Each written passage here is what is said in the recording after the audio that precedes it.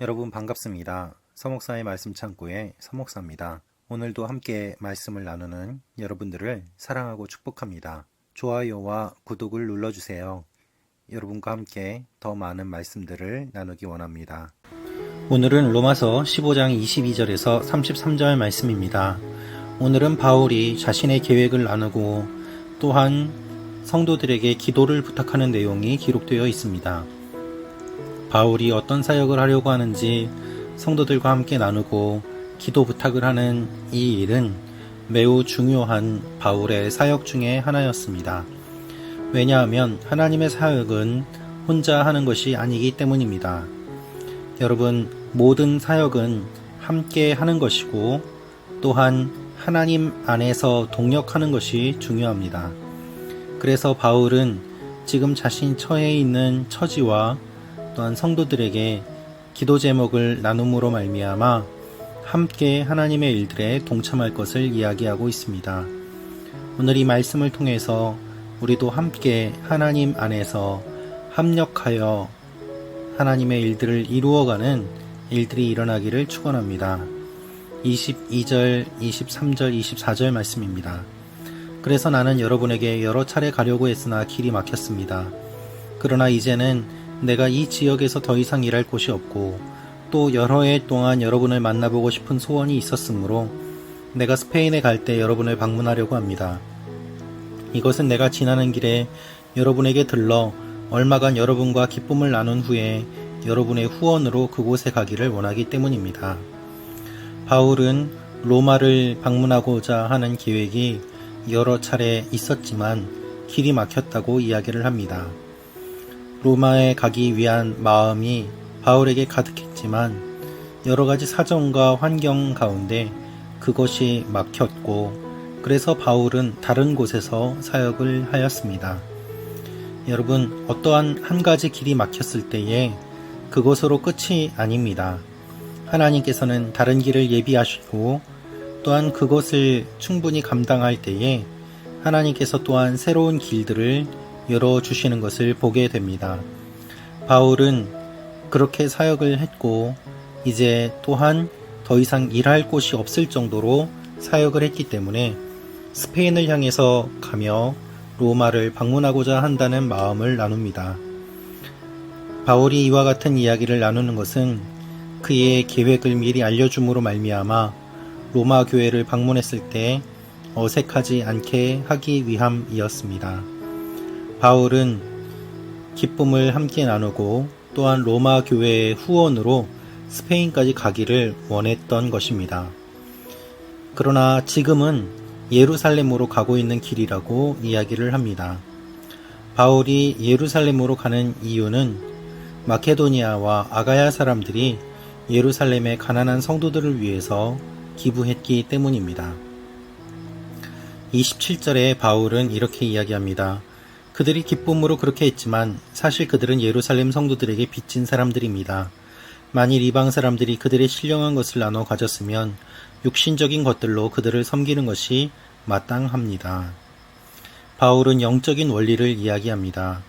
마케도니아와 아가야 사람들이 복음을 받아들이고 예수를 믿었습니다. 그들이 예루살렘에 가난한 성도들이 있음을 알고 자신들의 것을 내어놓아 기부하고 헌금했습니다. 바울은 그것을 전해주러 가는 길이었습니다. 바울은 이렇게 이야기합니다. 영적인 것을 나누어 가졌으니 육신적인 것들로 서로 나누는 것도 마땅하다라는 것입니다. 이것이 영적인 원리입니다. 여러분, 한쪽만 받는 것이 아니라 받았으면 함께 나누는 것, 그것이 하나님의 원리입니다. 바울은 기쁘게 이 일들을 감당하는 것입니다. 이방인들이 예루살렘의 성도들과 무슨 관계가 있었겠습니까? 그러나 영적인 빚을 지고 있다는 것을 바울은 이야기하며 이 원리를 깨달은 사람들이 자발적으로 후원을 하였음을 이야기합니다. 그래서 바울은 기쁘게 이것을 전달하려고 예루살렘으로 가려는 것입니다.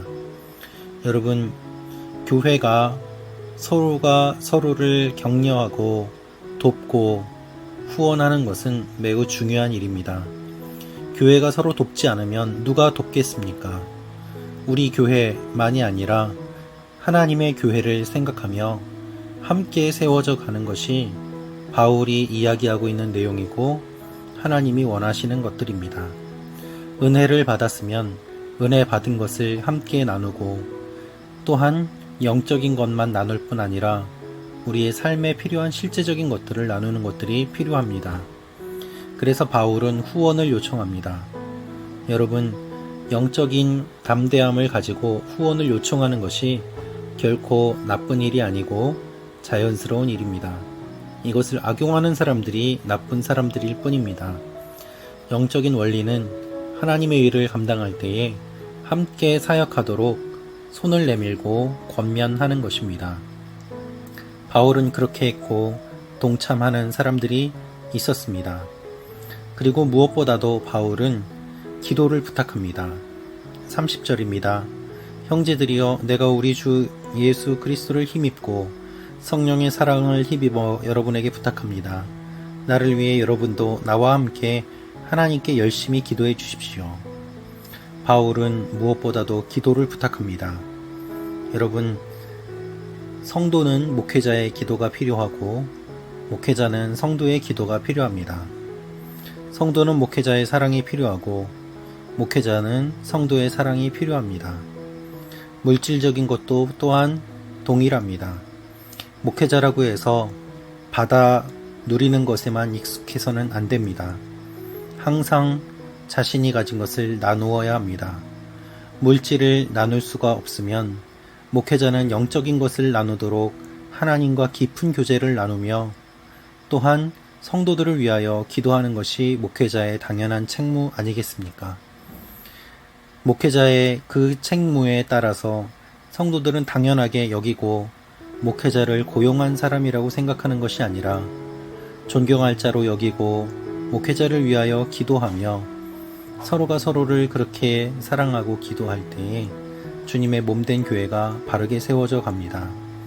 슬픈 것은 목회자는 성도를 이용하려고 하고 성도는 목회자를 고용한 사람이라고 생각하며 서로 계산적이 되기 때문에 주님의 교회 가운데 은혜가 사라지고 인간적인 생각들이 자꾸만 들어와서 교회가 교회다운 맛을 잃어버리고 길가에 뿌려져 사람들의 발에 밟히는 소금처럼 변해가고 있다는 것입니다.